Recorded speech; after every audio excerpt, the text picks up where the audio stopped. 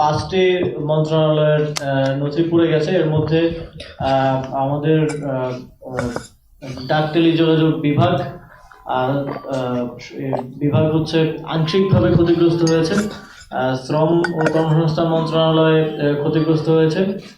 যুব ক্রীড়া এবং স্থানীয় সরকার পল্লী উন্নয়ন সমবায় মন্ত্রণালয়, এছাড়াও রোডস অ্যান্ড হাইওয়ে সেটাও ক্ষতিগ্রস্ত হয়েছে। এই রোডস অ্যান্ড হাইওয়ে ডিভিশন আর হচ্ছে ডাক টেলিযোগাযোগ ডিভিশন আর বাকি 3টা মন্ত্রণালয়, এই মোট 5টা মন্ত্রণালয়ের নথিগুলো ক্ষতিগ্রস্ত হয়েছে। এর মধ্যে যুব ক্রীড়া মন্ত্রণালয়ের নথির কার্যক্রম অনলাইনে থাকার কারণে সেটা আমরা রিকভার করতে পারবো, কিন্তু স্থানীয় সরকার পল্লী সমবায় মন্ত্রণালয়ের কার্যক্রম পুরোটাই অ্যানালগ ভাবে হয়, পুরোটাই ফাইলে হয়। সুতরাং যে শাখাগুলোর নথিগুলো আসলে পুড়ে গেছে সেগুলো কতটুকু রিকভার করা যাবে সেটা ক্ষয়ক্ষতি নিরূপণ করার জন্য আমাদের মন্ত্রণালয় পর্যায়ে একটা কমিটি আমরা করেছি।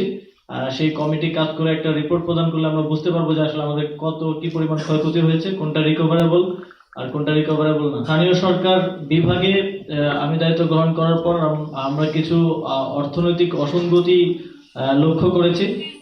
বিশেষ করে একটা জেলায়, পিরোজপুর জেলায় যেই বিভিন্ন প্রকল্পের যে বরাদ্দ দেওয়া হতো সেখানকার পিডি সহ সেখানে পুরো একটা কার্টেল করে সেখানে অর্থ লোপাটের প্রাথমিক প্রমাণ আমরা পেয়েছি, এবং এর সাথে সাবেক মুখ্য সচিবেরও প্রাথমিক সম্পৃক্ততার প্রমাণ পাওয়া গিয়েছে। সেটার বিস্তারিত তদন্ত এখনো চলছে।